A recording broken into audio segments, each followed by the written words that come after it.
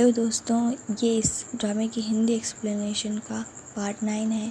अगर आपको मेरी वीडियो अच्छी लगी तो प्लीज़ मेरे चैनल को सब्सक्राइब कीजिएगा। तो हमें ड्रामे की शुरुआत में लूजेंग की मम्मी को दिखाते हैं। जो लूजेंग है वो मेकअप वगैरह लगा के खड़ा हुआ होता है। उसकी मम्मी को उसे देख के शॉक लग जाता है। फिर लूजेंग की मम्मी और उसके पापा लूजेंग के सामने 2 ऑप्शंस रखते हैं और उससे पिक करने को बोलते हैं। वह पिंक वाला चुन लेता है। इसके बाद लूजेंग के मॉम डैड और लिन यांग के मॉम डैड दोनों बात करते हुए जाते हैं। लूजेंग की मॉम बहुत ही ज्यादा परेशान होती है क्योंकि लूजेंग गर्ल्स की तरह बिहेव कर रहा था। और इधर हम इन दोनों के घर पे क्या देखते हैं कि जो लिन यांग है उसने लूजेंग को बिल्कुल एक लड़की की तरह रेडी करा है और उसके साथ खेल रही थी। तभी इन दोनों की मम्मी आती है। इस बार इन दोनों की मम्मी को शॉक लगता है। फिर लिन यांग की मम्मी उस पर चिल्लाती है और उसको मारने के लिए दौड़ती है। वह भागती है। अब स्टोरी अगेन प्रेजेंट में आती है। जब लूजेंग कमरे में इंटर करता है तो वह लिन यांग की तरफ देखता है और फिर लिन यांग की तरफ गुस्से से देखता है और उसके पास जाता है, मगर उससे कुछ कहता नहीं है और लिन यांग के पास जाता है। फिर उसके बाल सही करता है। सारे ऑफिस के लोग बिल्कुल शॉक में उसको देख रहे होते हैं। फिर वह उसका हाथ पकड़ता है और बाहर ले जाता है। अब ऑफिस के सारे लोग बात करने लग जाते हैं कि यह लितियन का बॉयफ्रेंड नहीं है और यादान भी ये सब देख रही होती है। तो उसके पास शाओलिन आती है और उसको घूर कर देखती है और वापस चली जाती है और वह तो बहुत खुश होती है। और इधर लितियन सोचती है कि मुझसे कितनी बड़ी गलती होगी। लूजेंग लिन यांग को बाहर लाकर पूछता है कि मैं तुम्हें हॉस्पिटल लेकर चलता हूँ, तुम्हारा फुल चेकअप कराऊंगा। तो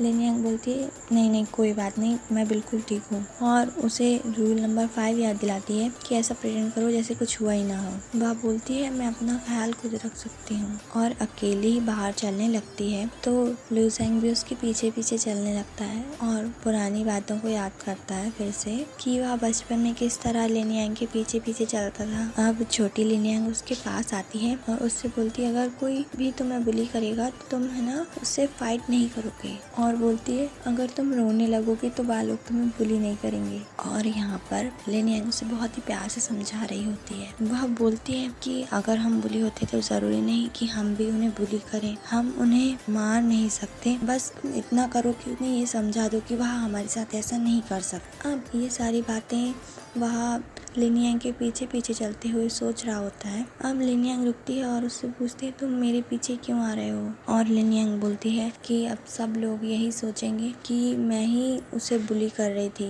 क्योंकि वह मुझसे छोटी है ना और मेरी जॉब भी जा सकती है। और बोलती है तुम्हें समझ आ रहा है मैं किस सिचुएशन में हूँ। अब यहाँ पर लूजेंग उसकी वही बातों को दोहराता है जो लिन यांग ने उससे कभी बचपन में कही थी। तो लिन यांग उससे बोलती है तुमने ये किससे कहा, तुम बच्चे हो क्या।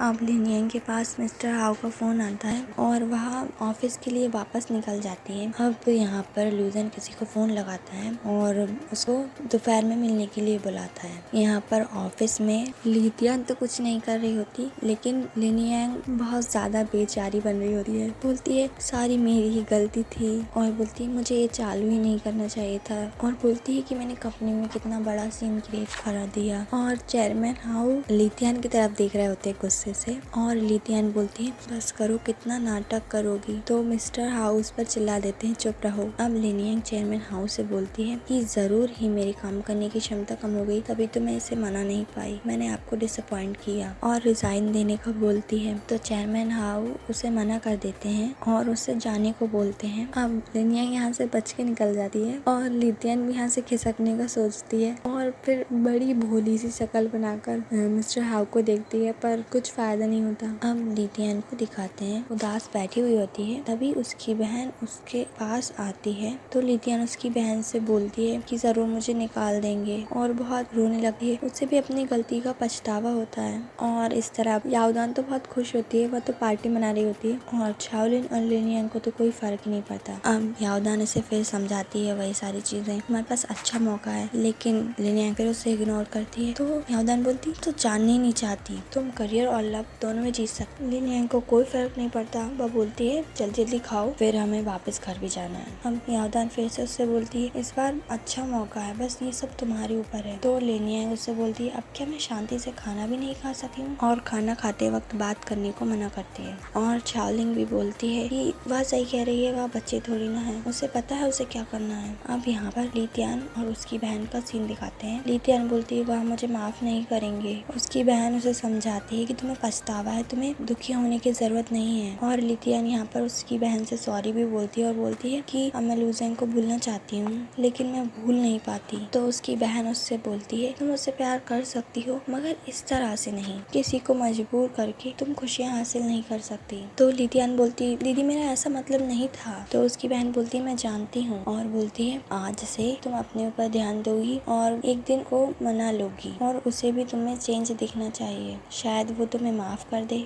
अब यहाँ पर यावदान और चाओलिन को बताते हैं, यहाँ पे लिन यांग उनसे बोल रही होती है कि तुम लोग चले जाओ, मैं कैब लेकर चली जाऊंगी। ये लोग आ ही रही होती हैं। तो हम क्या देखते हैं कि लुज़ेंग बाइक लेकर खड़ा हुआ है। अब ये तीनों इसके पास आती है। यावदान उससे बोलती है तुम यहाँ क्या कर रहे हो और ये बाइक कहाँ से आई। तो लुज़ेंग बोलता है मुझ पर चिल्लाना मत। अब यहाँ पर चाओलिन बोलती है तुम चिल्लाते रहो, मैं चाओलिन को लेकर घर जा रही हूँ। अब वह दोनों तो चली जाती हैं। तो लिन यांग उससे पूछती है सच सच बताओ तुम्हारे पास बाइक कहाँ से आई। वह बोलता है मैंने खरीदी है। अब लिन यांग बोलती है तुम्हारे पास पैसे कहाँ से आए, क्या तुमने पेरेंट्स से पैसे लिए हैं। और बोलता है क्रेडिट कार्ड से। लिन यांग बोलती है कि तुम्हें किसने कहा था बाइक खरीदने को। और बोलती तुम्हें मुझे ले जाने की जरूरत नहीं है, मैं कैब बुला लेती। और बोलती है कि बाइक्स तो कितनी डेंजरस होती है, मैं इस पर नहीं जाऊंगी। तो अब बोलता है अब तो मैंने खरीद ली, चलो ना। और बोलती है मैं पैदल ही घर चली जाऊंगी। तो लुज़ेंग बोलता है अरे घर तो बहुत दूर है। और बोलता है मजाक मत करो, चलो। फिर क्या ये लोग बाइक से घर जाते हैं। अब लुज़ेंग बाइक चलाते चलाते वो सोच रहा होता है कि उसने यावदान और चाओलिन से क्या बात करी थी, और उनकी कंपनी के प्रोजेक्ट के बारे में बोलता है कि मुझे फर्क नहीं पड़ता ये कॉन्ट्रैक्ट मेरी और तुम्हारी कंपनी के लिए कितना इम्पोर्टेंट है,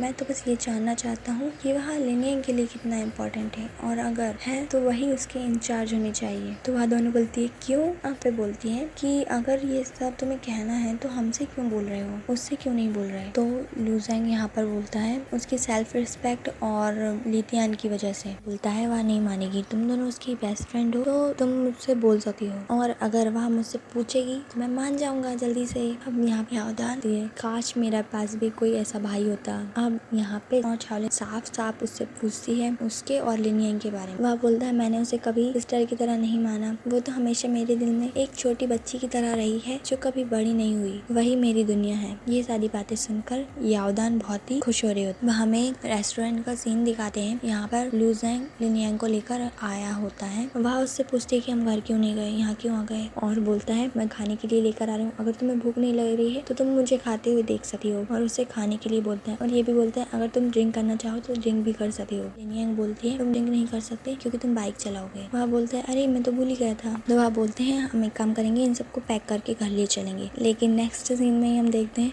कि लिन यांग सब कुछ फिनिश कर देती है और बाद में से बोलती है अच्छी जगह है, मैं बहुत ही शांति से खा सकती हूँ यहाँ पर। अब यहाँ पे लिन यांग उससे बोलती है तुम तो और भी पॉपुलर होते जा रहे हो, और बोलती है आगे से हम ऐसे अकेले खाने नहीं आएंगे। यहाँ पर लिन यांग अपनी मन की बातें करती है, अगर मेरे पास तुम्हारे जैसे सब कुछ होता तो मैं ऐसी नहीं बनती। तो यहाँ पे लुज़ेंग उससे बोलते हैं तुम्हारे पास मैं हूँ ना, इसका मतलब क्या ये नहीं है कि तुम्हारे पास सच है। और मुस्कुराकर उसकी तरफ देखने लगा है। तो लिन यांग सोचती है अरे ये फिर मेरे साथ फ्लर्ट कर रहा है। अब लिन यांग उससे पूछती है क्या तुम फ्री हो, और बोलती है तुम्हारे पास काफी सारे ऑफर्स आ रहे होंगे। तो बोलते हैं हाँ। तो वह बोलते हैं हाँ मगर वह इतने अच्छे नहीं है। अब लिन यांग बोलती है हाँ मैं जानती हूँ, जरूर तुम्हारा बॉस ही तुम्हें फोर्स कर रहा है। तो वह बोलता है हाँ ऐसा ही है, लेकिन मैंने माइंड चेंज कर लिया है। और बोलता है कि सब लोगों की इच्छा तो पूरी नहीं हो सकती ना, सभी को बड़ों की बात माननी पड़ती है, सभी के अपने सपने होते हैं। तो लिन यांग यहाँ पे उससे बोलती है तुम तो इतना पिकी क्यों बन रहे हो ऑफर एक्सेप्ट करने के लिए। तो लुज़ेंग यहाँ पर बोलता है कि मैं वर्क को लेकर पिकी नहीं हूँ, मैं तो बस इंसान को लेकर पिकी हो रहा हूँ। और बोलता है वह पर्सन मेरे लिए इम्पोर्टेंट है, और अगर वह पर्सन सही नहीं है तो कितनी भी बड़ी अपॉर्चुनिटी हो मुझे नहीं चाहिए। तो वह पूछती है तुम्हें किस तरह का पर्सन चाहिए काम के लिए। तो वह क्वालिटी बताने लगता है। तो लिन यांग यहाँ पे बोलती है क्या तुम गर्लफ्रेंड चुन रहे हो। तो वह बोलता है तुम्हें। तो वह बोलती है ऐसा नहीं हो सकता। तो वह बोलता है सोचो तो एक बार।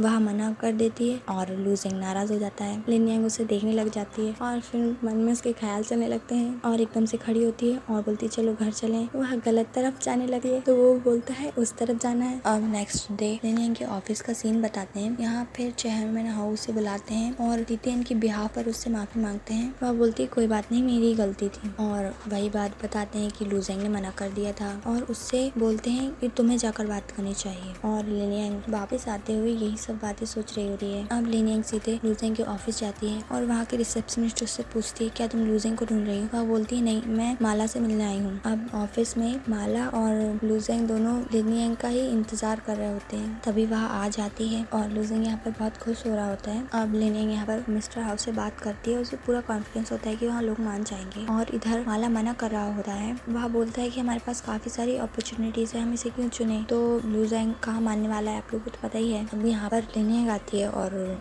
चेयरमैन माला से बोलती है अगर आपके पास कल टाइम है तो हमारी कंपनी में आ जाइए। तो चेयरमैन माला लुजेंग की तरफ देखता है और फिर बोलता है ठीक है। अब लुजेंग और लिनियांग बाहर आते हैं तो लुजेंग उससे बोलता है कांग्रेचुलेशन, तुम्हारी डील पक्की हो गई। वह बोलती है मैं घर जा रही हूँ और तुम। वह बोलता है मैं बाइक लेकर आता हूँ। लेकिन लिनियांग ने तो यहाँ स्कर्ट पहनी हुई होती है तो लुजेंग उसे कार से भेज देता है अपनी, और वह खुद बाइक से उसका पीछा कर रहा होता है। अब ड्राइवर कार बहुत तेज चला रहा होता है। लुजेंग उस पर गुस्सा कर रही होती है। वह बोलती है कि लुजेंग हमारे पीछे आ रहा है, तुम गाड़ी तेज मत चलाओ, क्योंकि उसे उसकी चिंता हो रही होती है। अब लिनियांग घर नहीं जाती है, शॉपिंग मॉल आती है। तो वह पूछती है तुम घर क्यों नहीं गई। वह बोलती मुझे घर के लिए कुछ सामान लेना था इसलिए। वह बोलते क्या सामान लेना था। तो वो कहती ग्रोसरीज खरीदनी थी मुझे। और फिर वह दोनों शॉपिंग करने लगे हैं और एपिसोड यही एंड होता है।